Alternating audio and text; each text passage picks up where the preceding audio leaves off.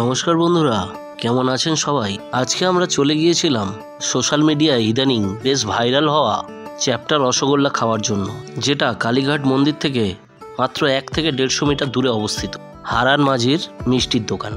Alipur jail মিউজিয়ামের কাছে কালীঘাটের যে তোরণটি অবস্থিত, ঠিক তার নিচ দিয়ে চলে গেলেই আপনারা পাবেন দেবনারায়ণ রোড।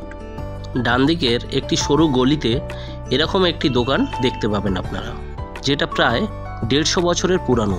এখানে অন্যান্য মিষ্টির দোকানের মতো চিরাচরিত কোনো সাইনবোর্ড আপনারা দেখতে পাবেন না।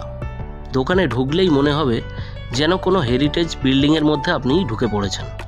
এখানে যেতে আমাদের অনেক বেলা হয়ে গিয়েছিল, তাই দুঃখের বিষয় আপনাদের চ্যাপ্টা রসগোল্লাটা দেখাতে পারলাম না।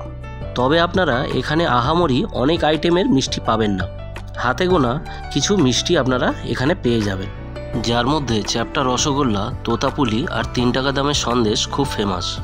কালীঘাটে মায়ের পুজোর জন্য আজও এই দোকান থেকে প্রত্যেক দিন মিষ্টি যায়। আমরা 3 টাকা দামের সন্দেশ আর তোতাপুলি নিয়ে বাড়ি ফিরলাম। সুযোগ হলে চ্যাপ্টা রসগোল্লা অন্য একদিন দেখাবো। দাম অনুযায়ী মিষ্টিগুলোর স্বাদ বেশ ভালোই ছিল। আর ভিডিওটা ভালো লাগলে লাইক, কমেন্ট, শেয়ার অবশ্যই করে দেবেন। ধন্যবাদ।